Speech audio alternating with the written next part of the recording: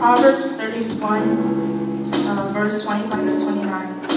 She is clothed in strength and dignity, and she laughs without fear of the future. When she speaks, her words are wise, and she gives instructions with kindness.